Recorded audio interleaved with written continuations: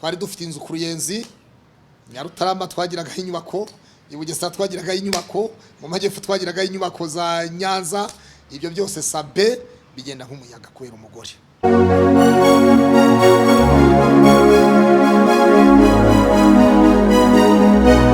Iyo mvuze pasiteri w'imihanda ntiriwe nsobanura byinshi, benshi bamenya ko mvuze Pastor Claude. Uyu ni umugabo utavugwaho rumwe, ahanini ashinjwa kwita umukozi w'Imana, nyamara benshi bakamutera utwatsi bavuga ko nta pasiteri wera imbuto nk'izo yera. Ibi ahanini babivuga bagendeye ku myitwarire ye idahwitse ikunze kumuranga, nk'amatiku yo ku mbuga nkoranyambaga akunda kugaragaramo ahanganye n'abantu batandukanye. Abenshi muzi bye na Pastor Mutesi byamaze kugera iwa Ndabaga. Maze iminsi kandi mwiyumvira amagambo yuzuye gushira isoni yateranye n'uwitwa Elise, yatunguye benshi bakibaza niba kuko ari pasiteri wimukijwe amavuta cyangwa se niba ari uw'icyitiriro. Elise mwereke ko wegicucu, reka nkumene nkusature umufanya umusambanyi muzima ushize wihagaritse wacyuswe ndende ushaka gusambanya uriya mugore witwa Vestine. Noneho reka ngukubite ubure naho wihagarika, ubure naho usutama, ubure naho unyura, naho unyuze naho ku kajisho kawe.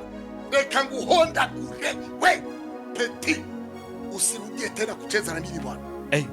Usirudie tena kamwe. Ariko se nawe ujya wumva bavuga ko iyo umuntu yigize amafaranga akaza kuyoyoka hari ukundi kuntu bigenda mu bwonko? Niba ari byo koko, Claude yaba urugero rwo kubihamya, kuko ngo burya nawe yigeze kuba umujejeta franga.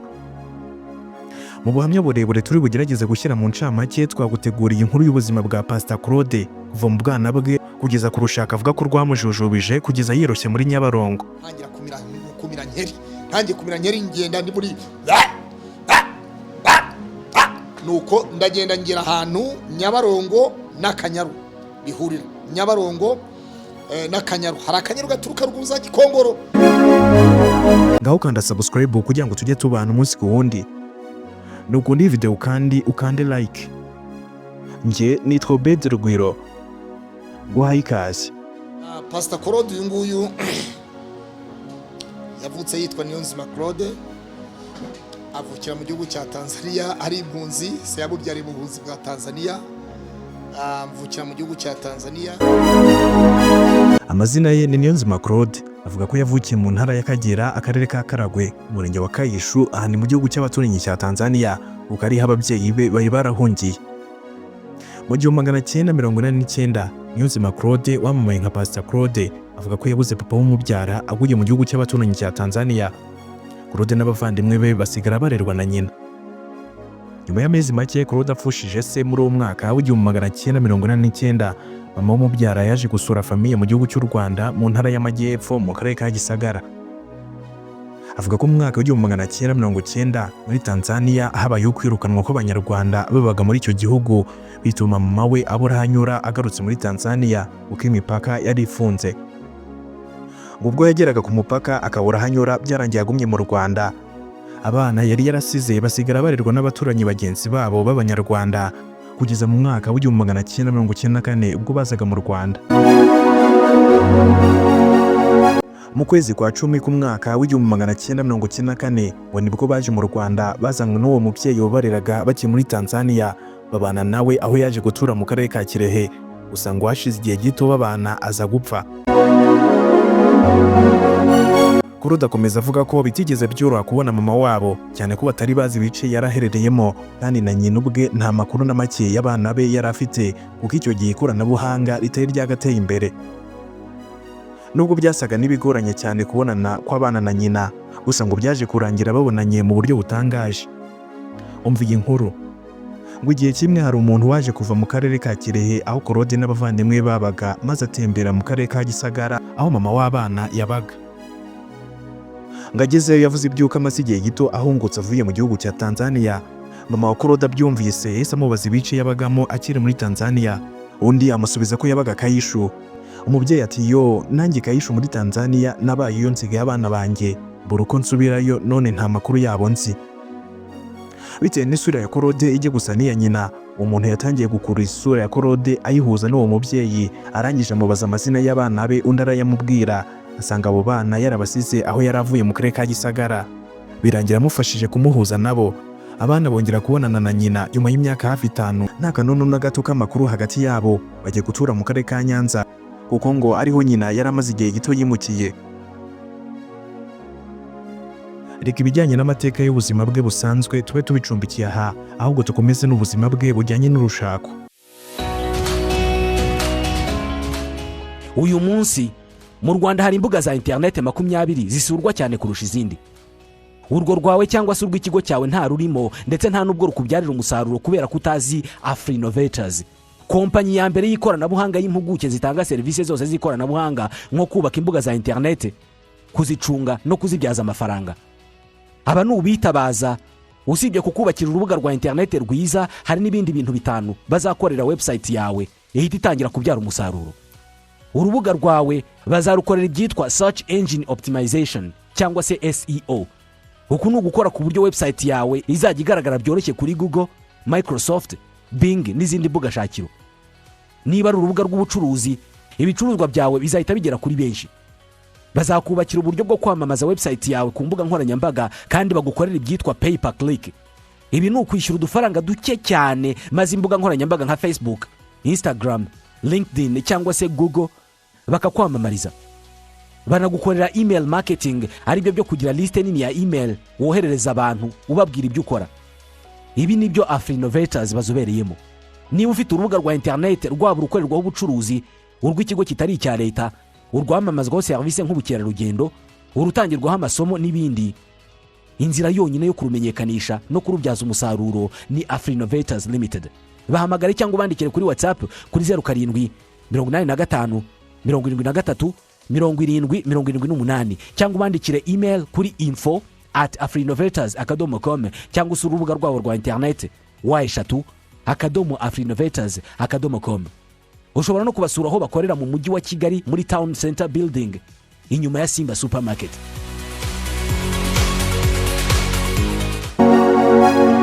Bitangira kuba dafite kampani ikomeye ikora amasuku mu bigo byinshi bitandukanye bya hano mu gihugu cy'u Rwanda, byaba ibya leta n'ibyigenga. Ni kampani yari ikomeye ndetse yari yaranditse izina mu gihugu cy'u Rwanda. Igihe kimwe iyo kampani yaje guhabwa akazi ko gukora amasuku mu kigo cya Isayi Busogo giherereye i Musanze, ahendaga kubera ibirori bya graduation y'abanyeshuri mu mwaka wa 2009. Byabaye ngombwa ko nawe ahaza aje kongera abakozi mu kazi mu rwego rwo kukihutisha. Saa sita zigeze abaririza aho yajya gufatira amafunguro, bamurangira ahitwa ku Mukamira, afata imodoka yerekezayo. Ageze ku Mukamira yahabonye akaresitora kiyubashye kameze nka ka moteri, yinjiraho. Akigeramo hahise hinjira umukobwa mwiza w'ikizungerezi, umukobwa w'uburanga budasanzwe w'imiterere myiza, ufite taye nziza kandi muremure ushinguye, nawe waruje kuhafatira amafunguro. Uwo mukobwa yicaye yitaruye Claude. Claude amubaza impamvu yicaye wenyine aho kwegera ameza Claude yariho. Undi yamusubiza ko ataza kuri ayo meza atatumiwe. Claude ati turagutumiye. Undi arabasubiza ati nta kibazo muryoherwe. Ubwo bombi bari bamaze gufata amafunguro, Claude yegereye uwo mukobwa w'ikizungerezi maze amubaza niba yaba yubatse.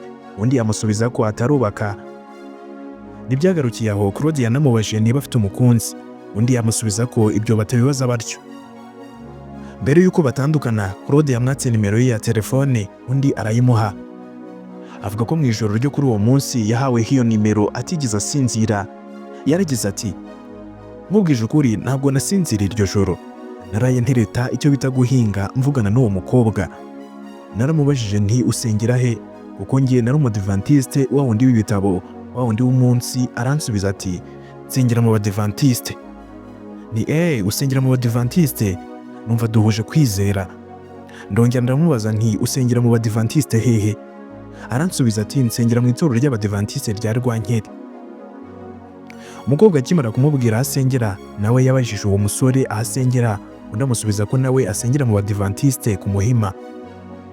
Claude yamubajije igihe azagerera i Kigali, undi atejo ku isabato nzagerayo nje gusura musaza wanjye, kuko ngo yari afite musaza we wakoraga muri ministeri imwe Claude atashatse kuvuga izina.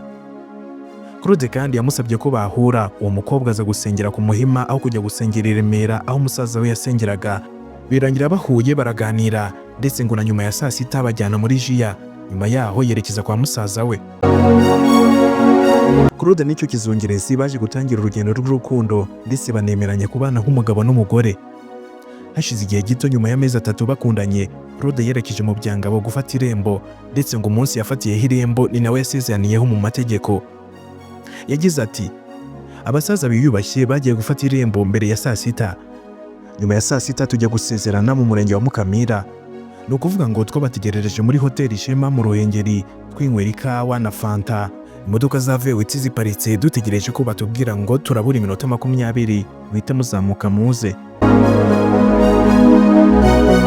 Gufata irembo birangiye, hakurikiyeho umuhango wo gusezerana mu mategeko mu murenge wa Mukamira. Umuhango nawo urarangira, ndetse ngo n'umunsi wo gukwa warageze arakwa, hasigara umuhango wo gusezerana imbere y'Imana.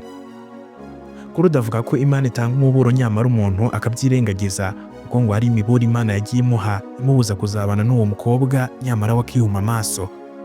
Avuga ko umuburo wa mbere yawuhawe binyuze mu itorero rya Rwankeri uwo mukobwa yasengeragaho, kuko ngo ubwo bajyaga gusaba kuzarangwa mu rusengero barabangiye. Babwira umukobwa bati wa mukobwa we urabizi wabaye ikiyenge ntugisenga, turi watuboye amatwi kandi ibyo ntabwo tubyemera nk'itorero.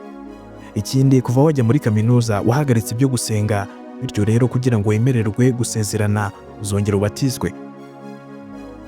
Claude avuga ko yatakambye asaba kubihanganira. Itorero riha umukobwa amasaha 3 yo kwikosora, aza gusenga nta gusiba. Hanyuma nyuma y'ayo masaha 3 agahagarara imbere y'itorero akarisaba imbabazi, avuga ko atagenze neza kandi ko atazongera. Nibyo koko nk'uko itorero ryabimusabye niko yabigenje.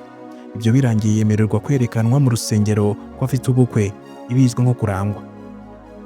Umuburo wa kabiri ngo Imana yawucishiye mu mukecuru wamusanze kuri office aho yakoreraga ku Gisimenti avuye Rusizi, amubwira ko amufitiye ubutumwa Imana yamumutumyeho. Amubwira ko ari umukristo usengera mu itorero rya ADEPR, ko yagize yerekwa ku buzima bwe. Amubwira ko Imana yamutumye ngo azamubwire ko umugore agiye gushaka atari uwe, ko batazabana. Ati wowe warakunze ariko we ntabwo yagukunze, ahubwo hari ibyo yagukunzeho utazi. Undi ati se none ko namaze gusezerana mu murenge nabigenza nti? Umukecuru amusubiza ko akwiye gusenga cyane, ariko we ntiyabyitaho kuko ngo yari umudivantiste winyweraga inzoga, ndetse ngo yanafashe uwo mukecuru nk'umwesikoro wishakira amafaranga. Claude akomeza avuga ko igihe cy'ubukwe cyageze asezerana n'umukunzi we kubana akaramata. Ngo umuhango wo gusezerana nawe bereye ku rusengero rw'Abadivantiste munsi wa 7 rwa Remera. Avuga ko icyo gihe abantu bari bakubise buzuye. Avuga kandi ko mu bukwe bwe yari yakodesheje VWT 8 zari zirimo kwaduka icyo gihe na Vigo 3, ndetse ngo yari yanakodesheje sale nziza muri hoteli yari yakodesheje miliyoni 1.5, dekorasiyo itarimo. Nyuma y'igihe gito babanye, Claude yaje kugura inzu mu ntara y'Iburengerazuba, yandikwaho umugore kuba baramaze gusezerana ivangamutungo risesuye. Ikindi kandi akaba yumvaga mwizeye. Usibye iyo nzu imwe baguze bamaze kubana, Claude yari asanzwe afite inzu ku Ruyenzi, afite inzu Nyarutarama, afite inzu Bugesera ndetse n'i Nyanza. Avuga ko ubwo butunzi bwose bwaje kuyoyoka kubera umugore. Uti byagenze gute rero? Claude avuga ko hadateye kabiri yatangiye gusangira umugore we n'abandi bagabo b'abakoresha be, kuko ngo yari umukozi wa leta. Akajya abwira umugabo we ko yagiye mu nama, umugabo nawe akabyizera kuko ari byo, naho umugore yigiriye mu mahoteli n'umukoresha we. Haba ari nko kuwa gatanu agahamagara umugabo akamubwira ati twagize inama ikomeye Rubavu, sheri sindi butahe, dufite amahugurwa y'iminsi 3. Nyamara ngamubeshya yigiriye muri hoteli n'abandi bagabo. Umugabo yaperereza kumva ayo mahugurwa ntiyigeze aba. Claude avuga ko yaje kujya mu gihugu cya Kenya mu mahugurwa y'urugaga rw'abikorera batanga serivisi, maze yasiga umugore mu rugo. Umugore akoresha impapuro mpimbano agurisha inyubako imwe mu zo bari bafite. Si ibyo gusa kuko ngo bitewe n'uko yari afite uburenganzira bwose kuri konti ya banki, yaje kuyividura. Amafaranga yagombaga guhemba abakozi yose ayakuraho, ndetse azana n'imodoka iza aho bari batuye ku Ruyenzi. Ibikoresho byose byo mu nzu irapakira, umugore aratoroka aragenda. Claude avuga ko itariki yo guhemba abakozi yageze, abakozi ntibahembwe kuko ngo yari yibereye muri Kenya, ntiyari azi ibyabaye, ahubwo we yari azi ko abakozi bahembwe. Bidatinze abakozi baje kwigaragambya adahari. Ibigo yakoranaga nabyo bitandukanye, byaba ibya leta n'ibyigenga, bitangira kumuhamagara bigira biti ko twakwishyuye kuki udahemba abakozi, bakaba barimo kwigaragambya. Claude yaje gutungurwa bikomeye no gusanga konti bayejeje, atungurwa no gusanga ibikoresho byose byo mu rugo umugore yarapakiye, yumva ataye umutwe mu buryo bukomeye. Avuga ko yatangiye kurwana no kwisobanura ku bakozi n'ibigo muri rusange, avuga ko byamugendekeye kugira ngo abakozi batishyurwa, avuga n'uburyo agiye kubigenzamo kugira ngo abakozi bishyurwe. Yatangiye kujya kuri stress y'uko abakozi bakishyurwa. Claude yabajwe niba ataragiye kurega uwo mugore we ngo bamukurikirane, asubiza ko yabikoze ariko ngo ntibyagira icyo bitanga kuko ngo bitewe n'uko umugore yari afite uburenganzira busesuye ku mutungo w'umuryango, ngo byafashwe nk'aho umugore yisahuye. Ubwo kwishyura abakozi byari byaramaze kurangira, yaje kumenya ko wa mugore yagarutse kwa nyina, maze yakusanya basaza bagiye gufata irembo, barewe n'abandi nk'abo berekeza i Musanze mu Byangabo.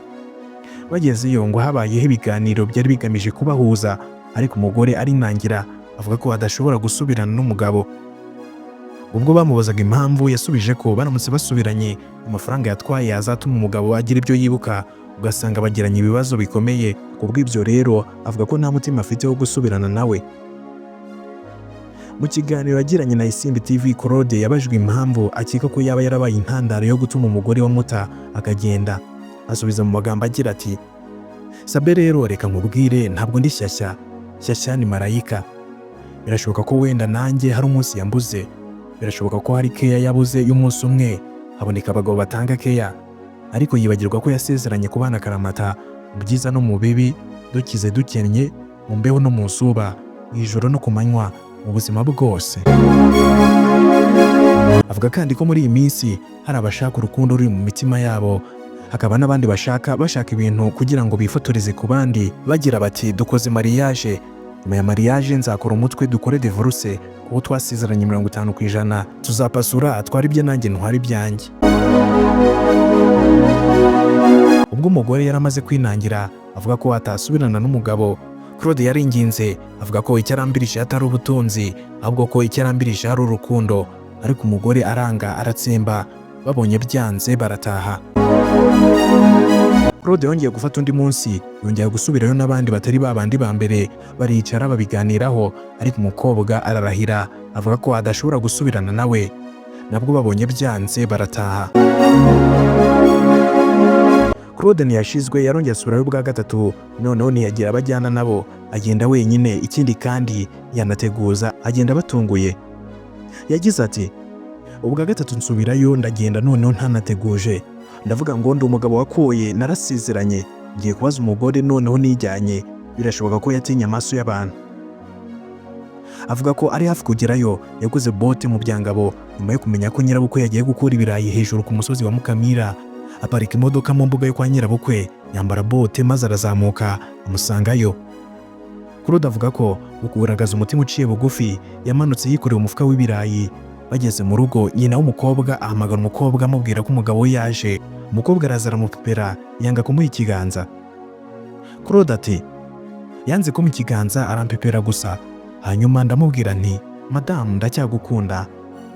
Wibuka ijambo nakubwiye wa munsi turambagizanya? Iryo jambo ndacyarizirikana. Ijambo navugiye mu murenge wa Mukamira ndacyarizirikana. Ijambo navugiye mu rusengero rw'Abadventiste Remera dusezerana ndacyaryibuka." Hanyuma we aransubiza ngo, "Ngiye narabyibagiwe."